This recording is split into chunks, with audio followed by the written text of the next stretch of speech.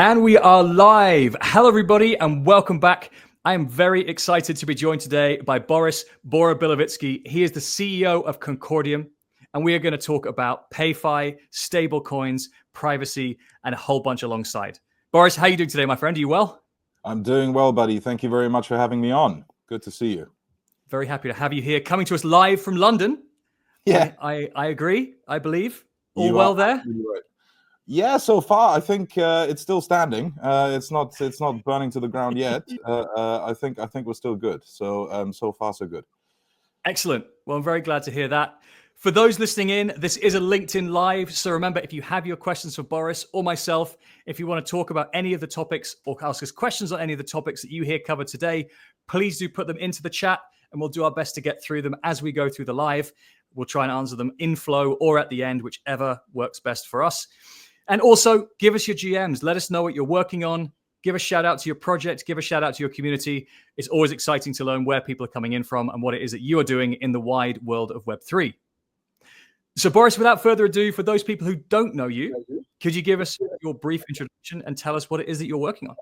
Sure. So hi everybody. I'm Boris Bilovitsky. You believe it or not, we just had a wonderful chat about how to pronounce my name. It's a car crash, to put it mildly, so totally fine to call me Triple B or whatever else. And I've heard all sorts of variations.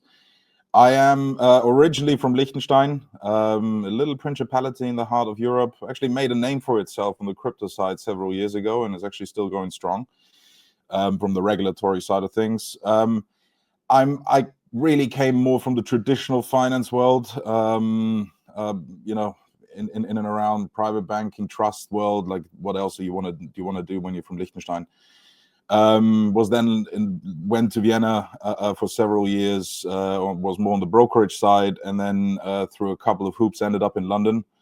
Actually, with an idea to open a restaurant, which didn't work out at all, which I'm quite happy about. And then met my business partner Dimitri, and we started Copper together in January 18, and Copper became quite a thing, which was a wonderful journey, and you learned quite a lot with regards to like infrastructure and more on the institutional side, not so much on the retail side, of course.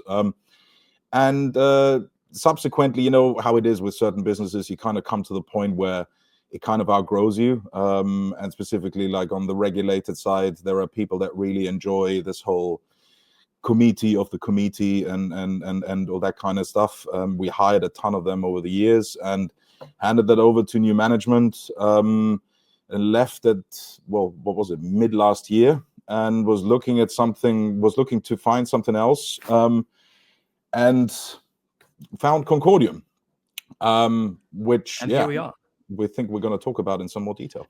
We probably will. And I like the idea of the restaurant. I wouldn't close on that one just yet. If it's still something you're passionate about. Did you have a concept for the restaurant? What was it going to be? Yeah. It was like more Austrian Bavarian cuisine, but made very cool. You know, people think just sausages and schnitzels, but it's actually loads of salads, loads of soups. That's a whole different. We'll do another podcast around. That's a very different podcast. The like Good Food podcast with Triple B. Yeah, it's one of those cuisines that is missing here. You've got Southeast Vietnamese, Southwest Vietnamese. Why the hell wouldn't you have Austrian Bavarian cuisine? But anyway, there we go. Boiled, baked, and braised with Boris Bilovitsky. Podcast, food podcast coming soon, and Instagram channel to follow.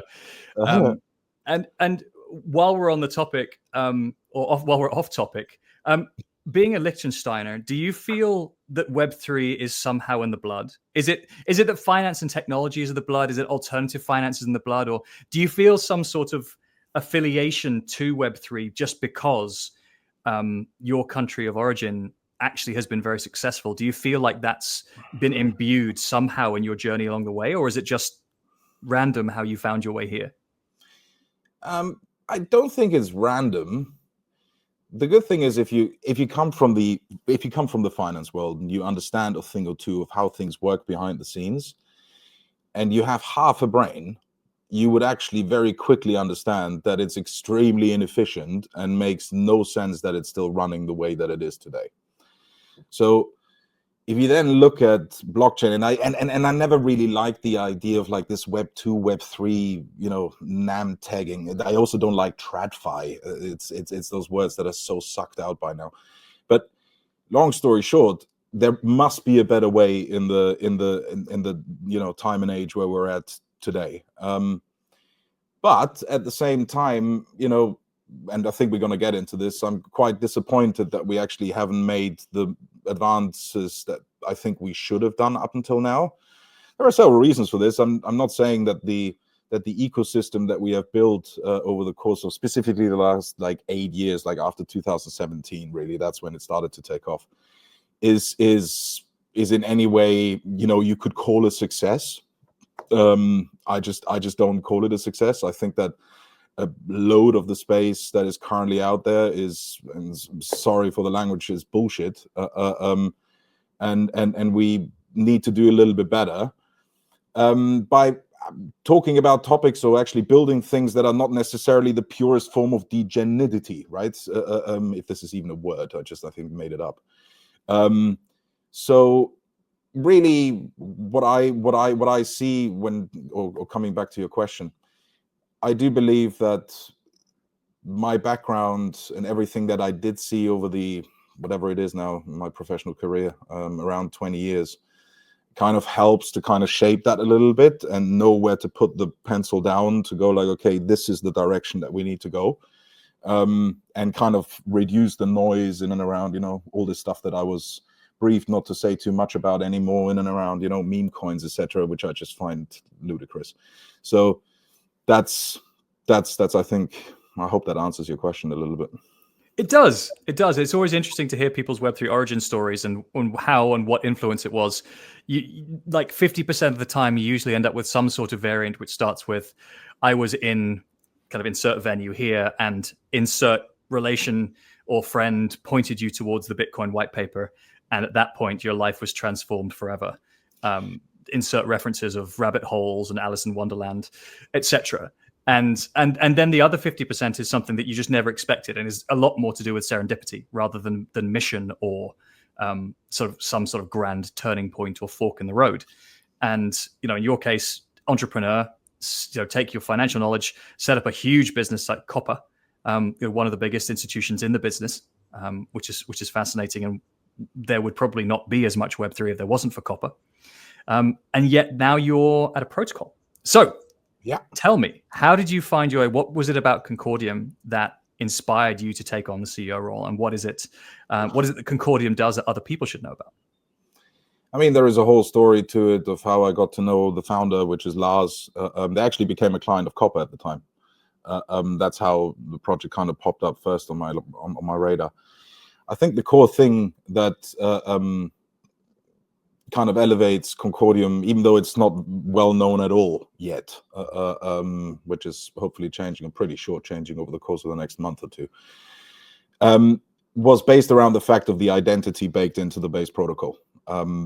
That's for me was, if you are on the receiving end of any sort of regulatory pressure for a prolonged period of time, you kind of, the picture of like how this world on DLT, like based on DLT technology would look like, kind of becomes clearer by the day. And you kind of know is like, oh, there is like a free floating problem. This is the connect. And identity was very much on the forefront of that for me, because like, if I can't just rock up to a bank today, I can't just walk into Barclays, say like, give me an account and I would like to have access to all your services. And they go like, who are you? It's like, none of your business.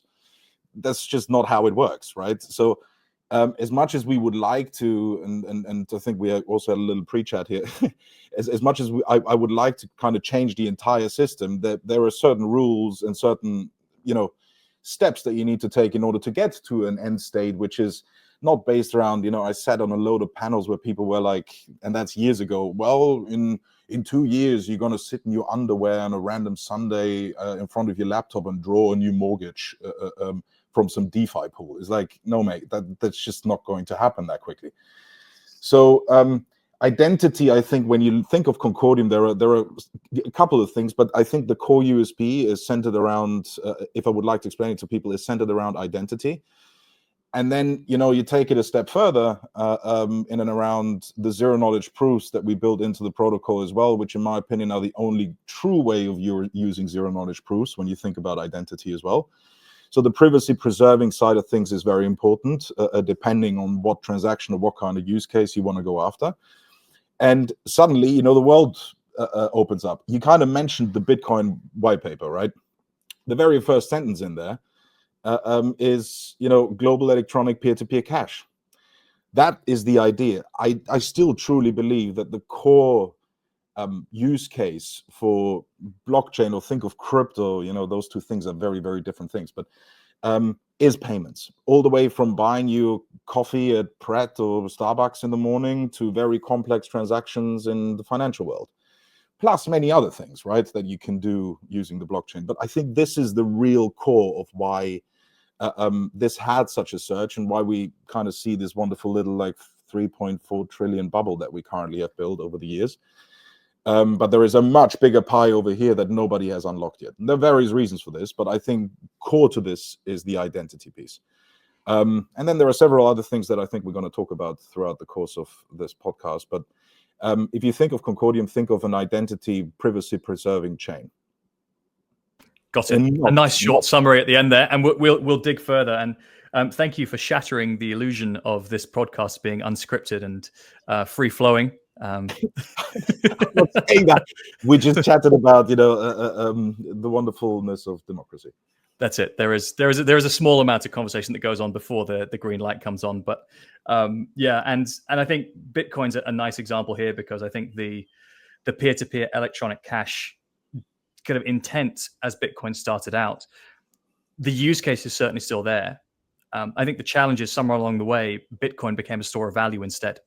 Scalability. Digital gold. And so actually the scarcity, security, and scalability of Bitcoin became very attractive, but in the same way as a pension is attractive.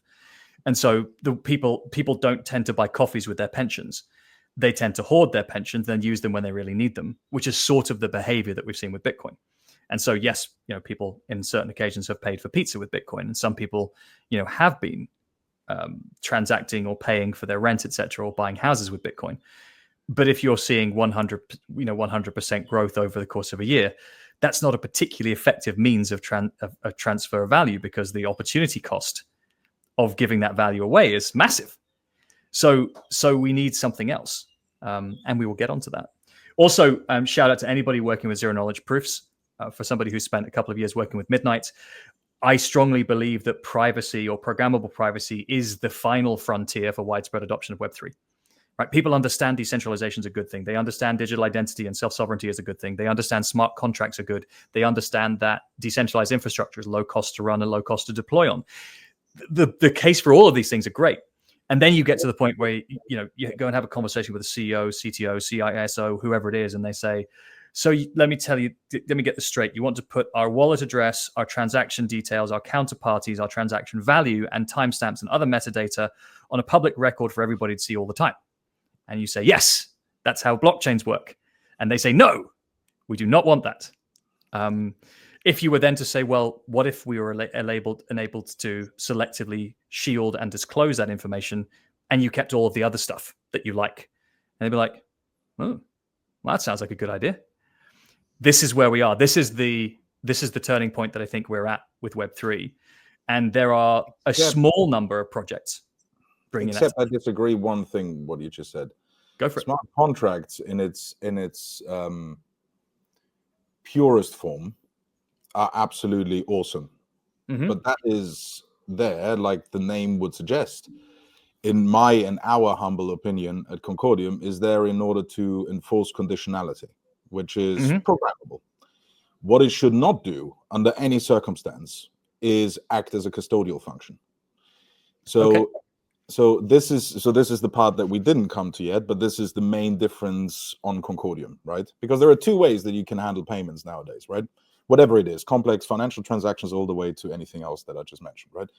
There are either two ways. Either you need to trust me that I'm sending you $100 every single minute, every single month, whatever else it is. So I rock up and I push the button, or we agree to put it into the smart contract, and have the value sitting there. Let's assume 100 times 12 over the course of a year, so $1,200, and it releases it according to the calendar, which in my opinion is very, very wrong. So this is where all the problems come from. You just need to look at the recent hacks. It's all smart contract related. Why? Because the industry has kind of built, like, everything that happened in like 2020, 2021, in and around DeFi and, you know, the NFTs and all this kind of jazz that was happening, awesome innovation, has kind of, the space and specifically like the big chains haven't evolved away from that. It's kind of still in that realm, which if you really want to go down the route of smart programmable money, you need to be able to do this on the base layer. You cannot do this in a smart contract when it comes to issuance. So this is where Concordium is very unique, because we allow this to happen on the base layer by so-called PLTs, so protocol level tokens. So you issue natively alongside, you know, CCD, our native currency, hence program things in. When you then sprinkle identity on top, that is also built in there, you really have smart money where you then go into age verification, geofencing, whatever else it is, plus the zero knowledge proofs that keep it all private, should you want to. So suddenly you have a chain that actually makes a lot of sense, which is why I'm saying, like, right now, not very much known, very soon, very different.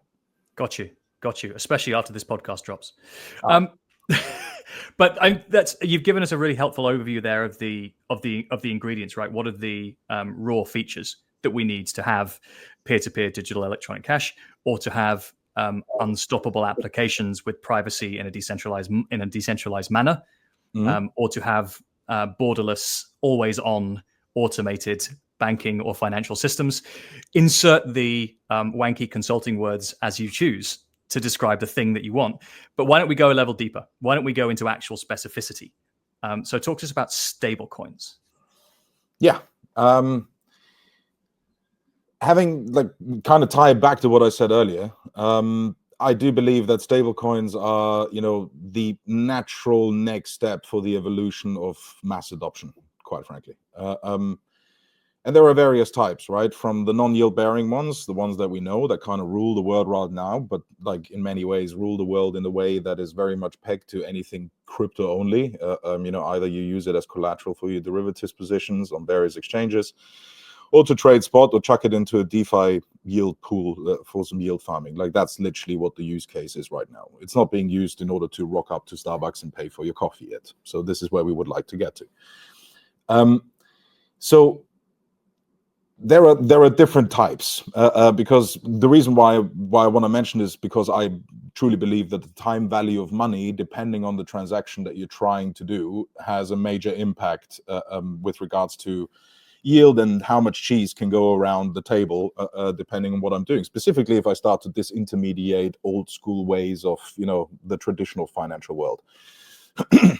So Concordium has hence, because that is the direction that we have decided to take at the beginning of the year, really solid, like, we are a chain for stablecoins.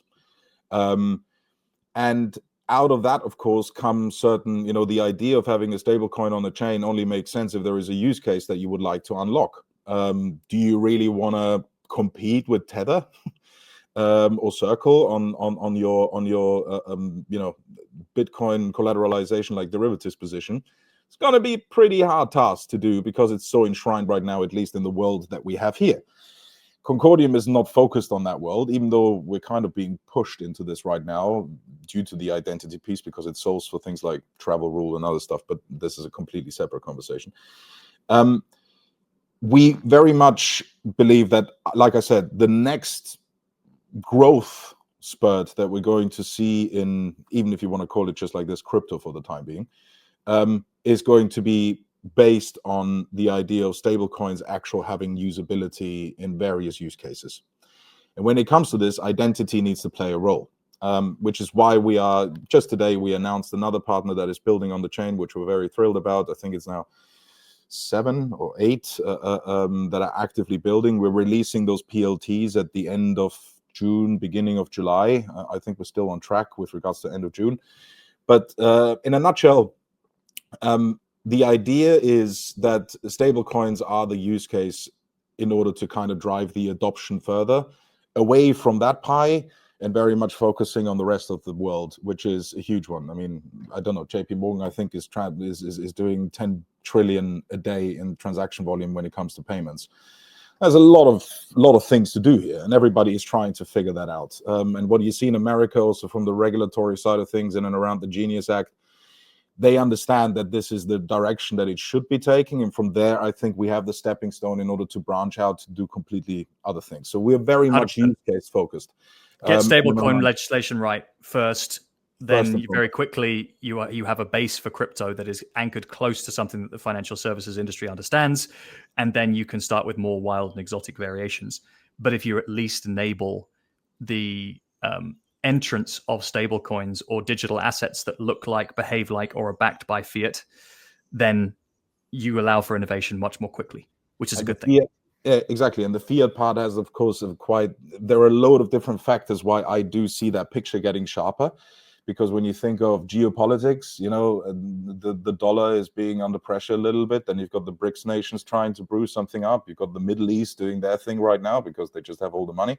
So at the end of the day, there is an interest for this to work out. And if you peg it, for a better word, to a fiat currency to start off with, that makes a lot of sense. But from there on, we can actually use that wonderful new fabric that we have created over the course of the last of the last decade to actually start weaving completely new products and services, which is the exciting bit.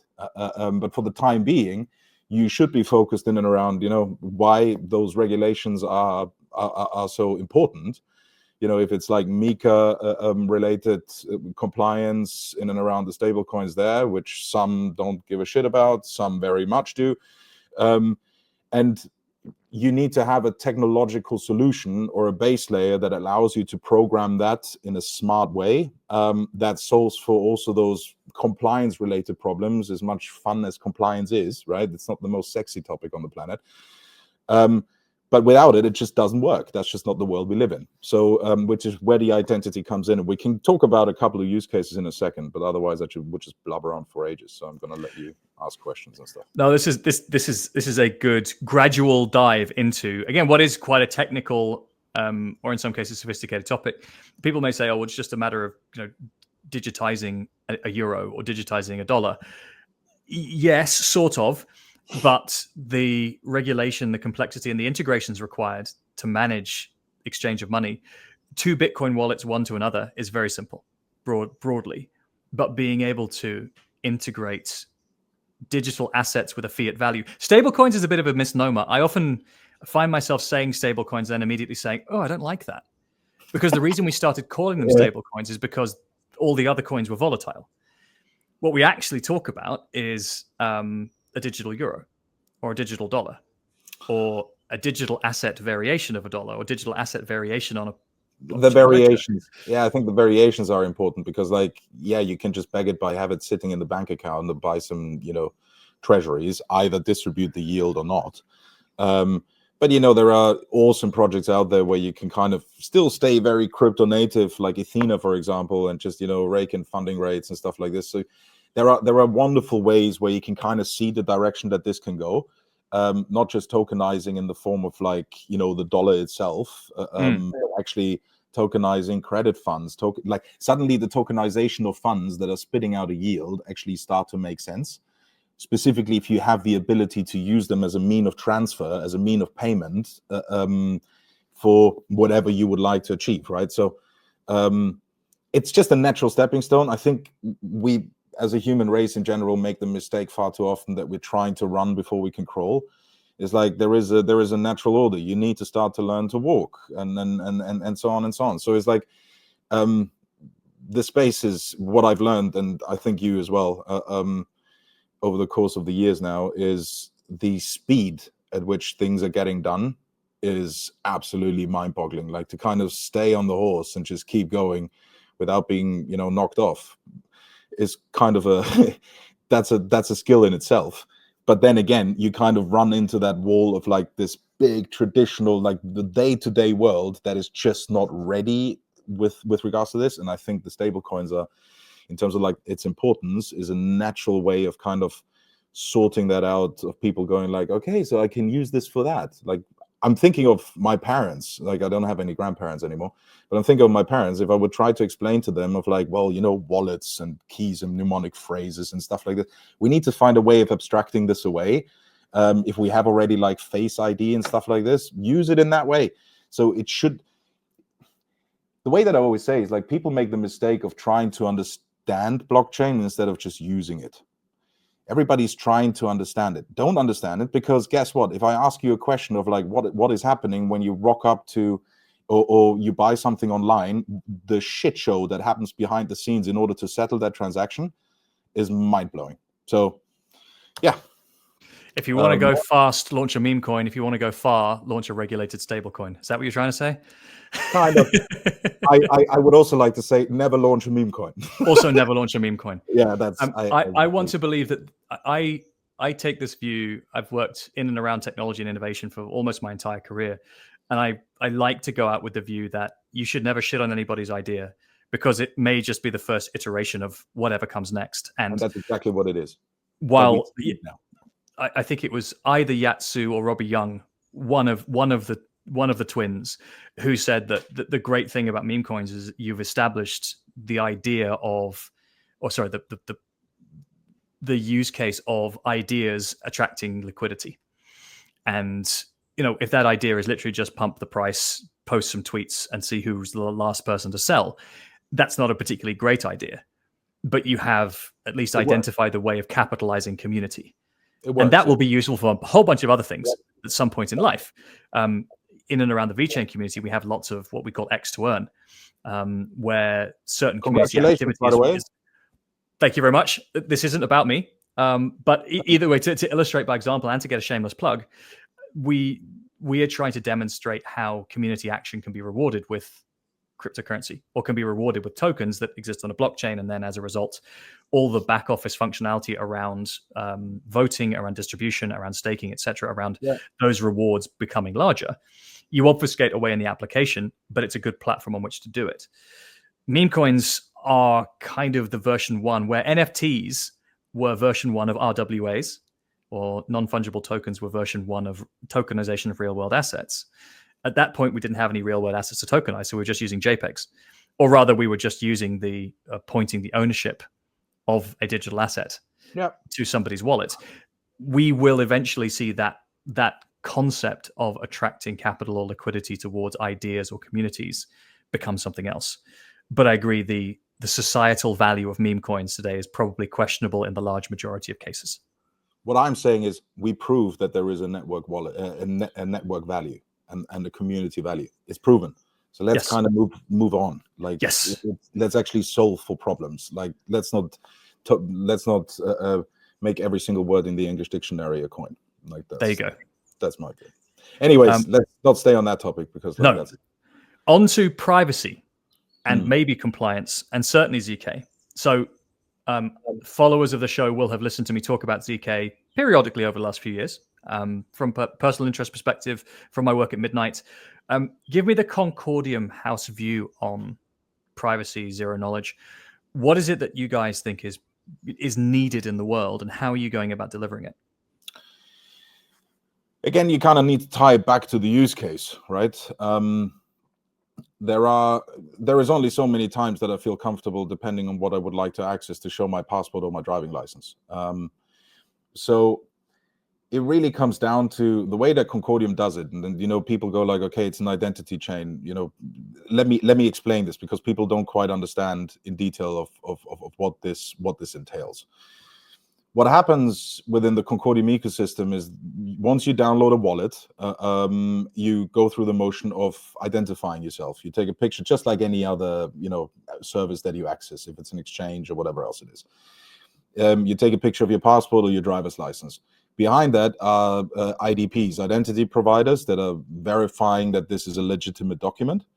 And what they then do, which is important, because people have the questions, and I've heard this a lot, that my passport is now on chain somewhere. No, it's not.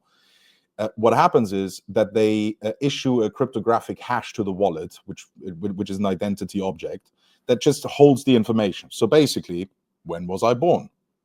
I don't care, 7th of November, 1985. enjoy that. Everybody, I'm looking forward to a load of birthday messages end of the year. So what it ultimately comes down to is then, depending on what service I would like to access, which is where I'm now talking, why stablecoin providers, and you've seen so many announcements, and there are many more to come now over the course of the next couple of months, are so keen in order to build on us, is the idea of you being able to, for example, just have age verification as an example. So I would like to access, gaming, gambling, adult industries, for example, that are under enormous reg pressure in order to prove, because just pushing a button saying, yes, I'm over 18 is not enough anymore. So if I have that, under the zero knowledge protocol is built in a way that once I start to use a service, the chain just basically checks, is this person over 18 or not? And says yes. If I would like to go down the route of like geofencing, as another example, right? I'm a listed security in the US, right? Or in Europe, meaning that you are subject to the regulation in and around where those securities can travel, where they can be held. So do I need to prove, if I would like to hold it in my wallet, am I an American citizen and am I an American resident? Hence, chain goes, okay, you are. So the privacy preserving part is extremely important there, because you don't want your information floating around freely even in the Web3 world.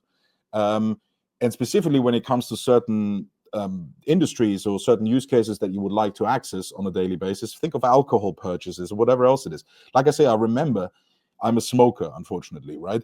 So what you have is, fortunately, I still enjoy it. I would stop it if I don't. But at the end of the day, when you had to buy cigarettes, I remember that I had to put in a bank card into the machine at the time in order to purchase it. The reason why I had to do this is because you can only have a bank card when you're over 18. That's where you trust the bank for you to do the relevant KYC in order for you to get a debit card, right? So the way of proving, and this is no different, if you think of capture and like I said, the simple bar of like, I'm over 18, this is where we are using CKs in the correct way, very much use case driven. And that's important to understand. So your passport, your driver's license is never on chain, just like the same way that you maybe have the question with regards to, if you're on board on an exchange or anything else, it's exactly the same way, or a bank these days, whoever else it is. And then subsequently, you've got the cryptographic hash in the form of this identity object that is attached to the wallet that then allows you, in order to have the CKs do their work correctly. Does that make sense? Love that. I always love hearing other people try to explain ZK, because it helps me level up my understanding. Or I've again done my version of the story a billion times. I've heard any number of people make reference to showing a driver's license to enter a bar, which is typically an American or North American reference, because nobody in Europe has ever had to do that in their entire lives. But there's lots of hypothetical examples of why does age verification matter, or why does identity proof matter. There are other examples where there are industries where you want to sell or share data, where you definitely don't want your seller to know who you are, but you do want to buy their product, particularly when it comes to data. Yeah. Right? So buying and purchasing data or exchanging data, you want to prove that you've paid. You want to prove that you are an entity from a certain jurisdiction, but you definitely don't want you definitely don't want the seller to know that you're the CIA. Correct. Or, insert competitor of theirs, or it's X, Y, and Z, right? Correct. There's loads of sort of weird edge cases, but also lots of everyday compliance regulated industry use cases, which I think is super powerful. Also, the important part around ZK, like you said, is the data doesn't leave your system. The passport picture, image, and data doesn't leave your device or your wallet. What you're sharing is a proof of data. You're sharing an encrypted proof that the application on the other side can say yes or no. Does the data in this wallet represent somebody who's over 18? Yes or no? Right. And so they've at least learned that fact about you, but that's not made available to anybody else. Well, they haven't, or they could choose to. They haven't even, like, just to be clear, the other side, like, for anybody that's new to CKs, they didn't even learn that. The change just goes like, it's okay. Like, they don't know when you're born. Like, they don't know. Like, that's just very important. Conditions are accepted. Please proceed with the workflow. Thumbs up, thumbs down. There is nothing else to it. Yes, which is which is not nice and powerful. And anybody who's worked in and around identity and data is kind of get that immediately. It's like, oh, that's quite nice. That's quite sexy. That's quite useful. And quite unique, because if you then think of the issuance on the protocol level, instead of, in a layer 2 smart contract, whatever else it is that you kind of give certain conditions to, you suddenly have the idea, which everybody has been, how long have we heard the narrative now of smart programmable money? Forever. But there is no smart programmable money really out there, because it's not smart at all, because you have to add a load of other things in order for it to become smart. Our view is very, very transparent digital and public money, which is part of which is a genuine risk for a lot of people. And I'd love your take on what people don't know that they're risking today, based on a lot of the way existing applications or tokens are run. But sorry, I cut you off on the how do we do things. No. I've said what I wanted to say. It's just like, it's simplicity. Like, for me, it's simplicity. Do you want to understand in detail of how everything works in the backend, the cryptography in and around zero knowledge proofs? Well, good luck. There is maybe a handful of people on the planet that can do this to the nth degree, right? I'm not one of them, by the way. Which is also a risk for adoption, which is the slightly unfortunate thing, is that if we want regulators or the financial services industry to become comfortable with the idea of using proofs, they at least have to be able to audit the tech.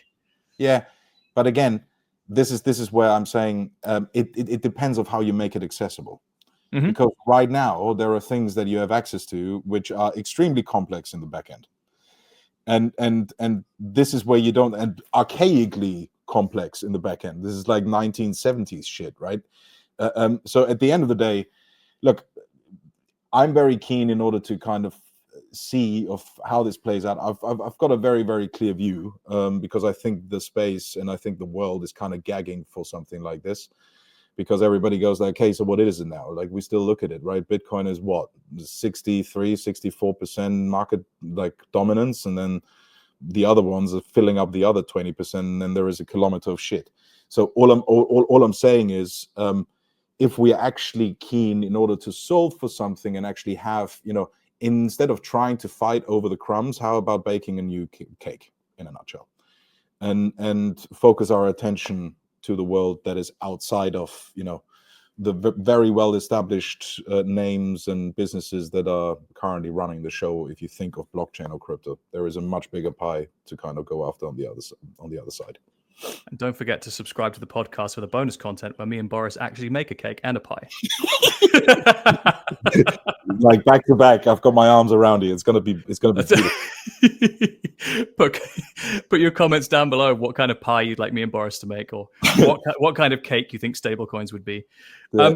You mentioned that there are 5 or 6 or 7 teams building already in the Concordium ecosystem. I know it's you're still relatively early or still relatively new to the team, but let's go through some of the examples if you're able to share them. What are the guys building today, or what are the use cases that you're really trying to push at the moment that you think have really strong potential? I mean, there are use cases that have been on now for a while, because the project is relatively old, if you want to call it like this. There are in and around provenance. There's a very cool project called Provenance Tags that just basically, tracks and fulfills all the necessities in and around provenance for all sorts of products. But, it's an open source chain. Everybody can build on this as they wish. The focus of the business is in and around stablecoins, like we've established now. And there are different types just coming back, from non-yield bearing ones that kind of have an idea in order to kind of get the yield that they generate on the back end in order to invest into businesses locally. Like, for example, AEDX is a project down in the UAE, all the way to Noon, Deep Blue, Euro Dollar just now. This is where you go into like the MiCA compliance side of things. We've announced that today. So all of it is going to come into, thank you. All of it is going to come into, and there are several others, and over the course of the next couple of weeks, you're going to hear several more. But what it comes down to is those PLTs, those protocol level tokens, the issuance, that's going live, like I said, end of June, July, and that's going to be the big reveal in terms of also the use cases. If you want to strip it away and kind of go into the use cases, we are working on several things in and around trade finance, for example. where suddenly a yield-bearing stablecoin makes a lot of sense because it just injects additional juice into the transaction. Plus, of course, kind of de-risks it also a little bit, because if you have it properly programmed, you can have the conditions, whatever the conditions are, right? But suddenly a smart contract is doing what, in my opinion, a smart contract should be doing, which is like if you want to track a boat across the Atlantic and basically say the condition according to our contract is that every 100 meters you get a certain percentage unlocked, then that's the smart contract, what it does. It doesn't have a custodial function, which is the important bit. It just enforces conditionality. I really like that one. And trade finance was one of the OG blockchain private DLT use cases. Any number of different trade finance blockchains, many still going, right? But TradeLens from IBM was one that sounded, it was not Concur. It was sounded like Concordium, but that was the team based out in Singapore, I believe. R3 had one. Everybody had one. Yeah. And it just depends the usage, right? You would like to have an array of stables, in this case, or cash equivalent, that you would like to attach to this and have the ability to program the conditions in to it. Yes. And the yield bearing thing's super nice, right? Because the amount of value at stake, if you've got the day rate of a Cape size bulk carrier, you're doing $300,000 a day. Yeah. Right. And you multiply that by a 80-day journey from Australia to Europe, or a 50-day journey from South Africa to Europe. I can't remember the exact numbers. But broadly speaking, that's a lot of money just for the carriage, not the cargo itself. And so the values at stake in some of these trade flows are massive. Plus, international. There are a ton of people in the middle that are cutting quite nicely along the way, which is all the stuff that you can kind of get rid of. So if you then figure out, which is, we said we're not talking roadmap, certain locking mechanisms that allow you in order to have certainty. So just think of, I always like to tie it back to something that people can relate to. Like, for example, rental agreements. What's the first thing that you have to do once you sign a rental agreement? You have to put a security deposit down.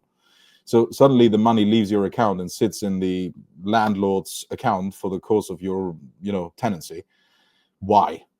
If I have the ability, in order to give you absolute certainty on chain, that this money is assigned to you and only to you and can't be assigned anywhere else, the whole double spending issue, and it's coming your direction depending on what the conditions are, but this money spits out a yield, well, I would be an absolute idiot not to do that, right? And I can actually go like, look, according to the conditions, should the money spit me out more than 10%, we're going to split the above by 50%. Thank you very, very much for taking me in as a tenant.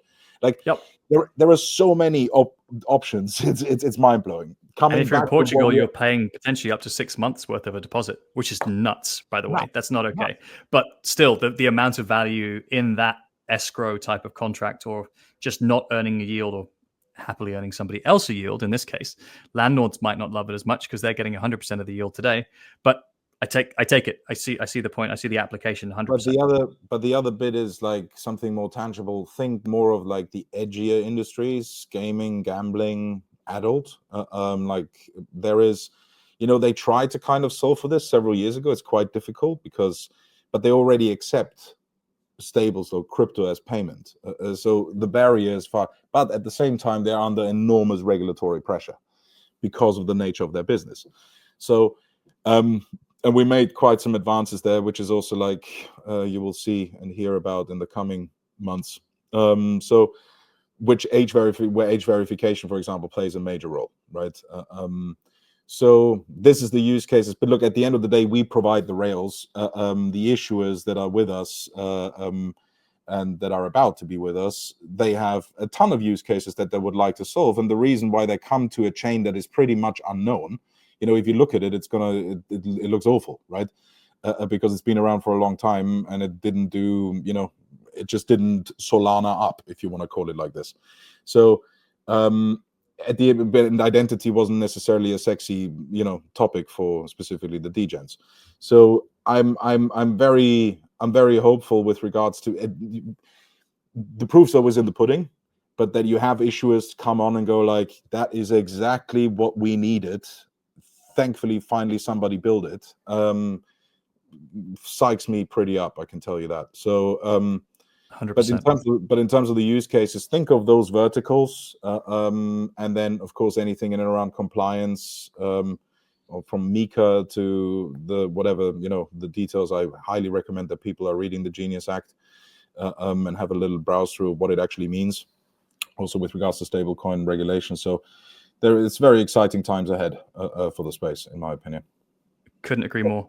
And remember to subscribe to see which ZK proof Boris is going to put in his pudding this week on our additional content. Your puns are epic. Yeah, good. Concordium zero knowledge proof pudding. I promise I am going to stop with the baking references, but they just fall in naturally, Boris. I don't know what it is. The chemistry is strong. The cooking references are there. Yeah, it's awesome. Shout out Jared, who's coming for the comment here. More a comment than a question, I guess, which is the interesting challenge is not the problem that these solutions solve.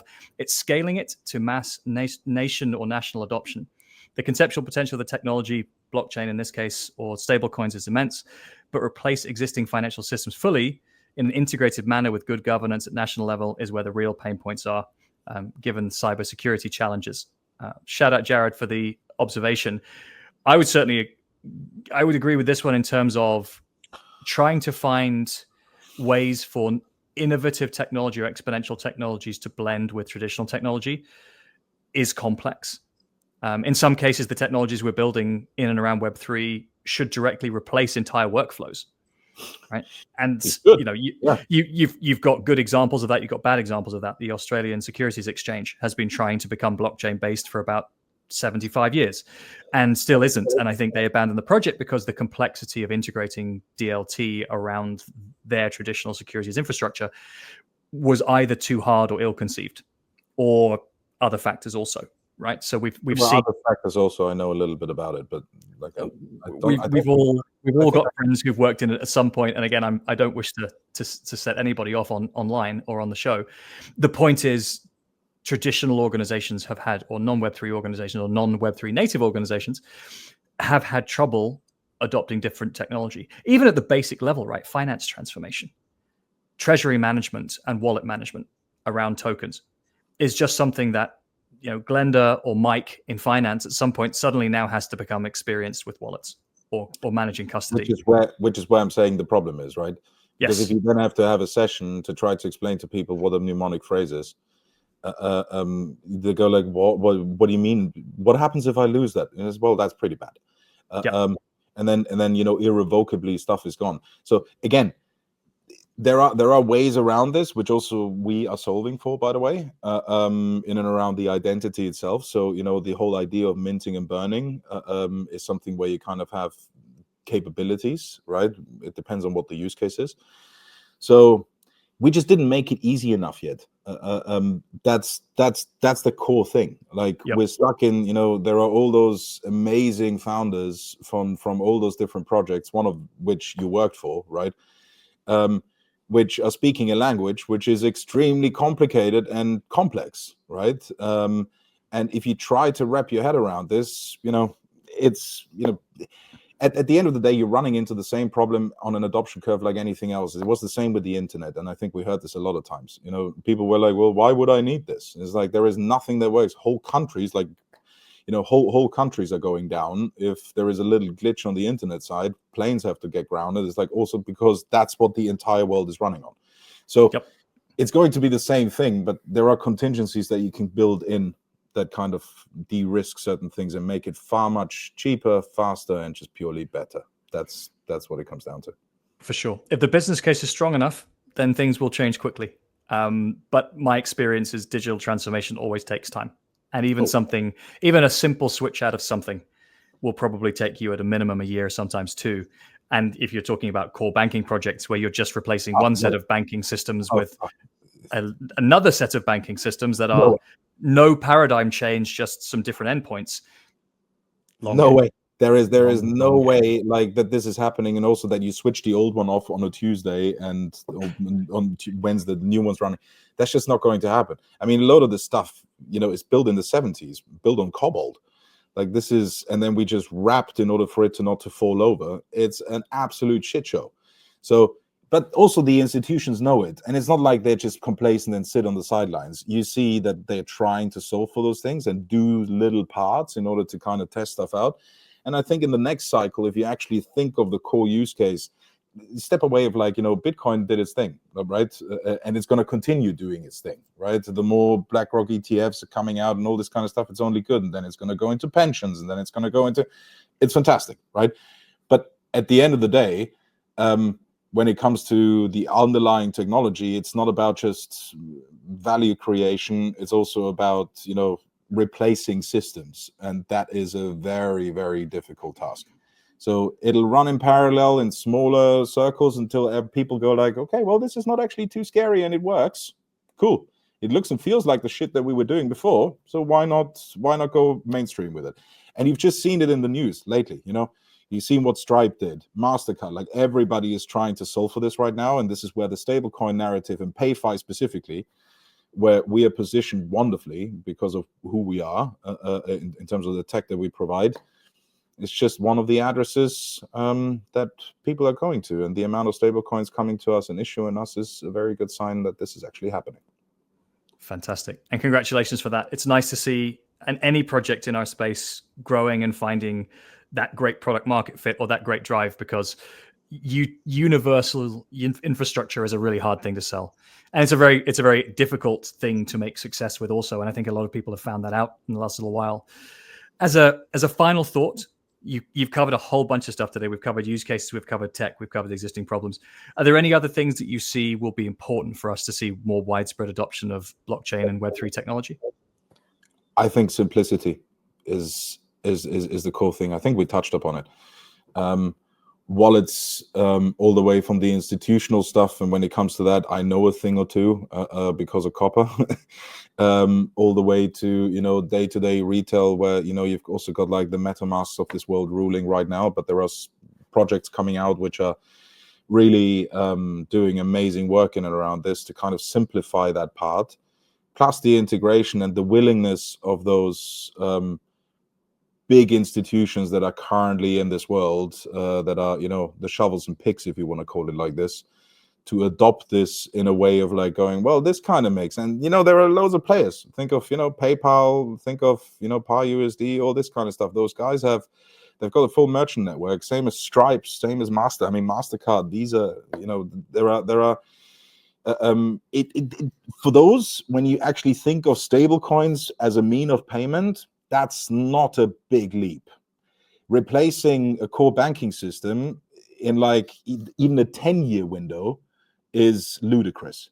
So, but having the ability to just pay by, with Face ID, whatever else it is, and you're not having to worry about private keys, and the next thing is like sponsored transactions, all this kind of stuff. It's all solved for. It's just a matter of like taking the first leap. And this is where the regulatory side of things comes in. And there is so much backwind right now that, in my opinion, I think this is going to happen, and it's going to happen real fast, in my honest view. So that's the exciting. So coming to like the big drivers, like I say, simplicity and actual use cases on a day-to-day basis that are stepping away from this pure crypto bubble and actually focus on what's right in front of us. Great stuff. Fully agree. And thank you so much for taking us through the deep dive on ZK, the importance of privacy, PayFi, stablecoins, why it hasn't quite worked out just yet. And again, very much looking forward to producing some cooking-related content. If you do end up, you're very welcome to have the 0K, the proof pudding, the zero knowledge proof pudding. If I see any of that on the Concordium socials over the next little while, anything that's shared on this show is open source, so take it and run with it. It's a pretty good idea, actually. I'm pretty sure Varun is cooking something up already. That's it. There we go. And on that note, we'll end the show. Boris, thank you so much for joining us today. It's been an absolute pleasure talking to you. Wishing you all the success. Looking forward to the new announcements. Have a great rest of your week and stay safe out there. Thank you very much, everybody. Thank you. And look it up. Concordium.com. Join us on X, etc. Join the movement. Looking forward to it. Let's go. Bye.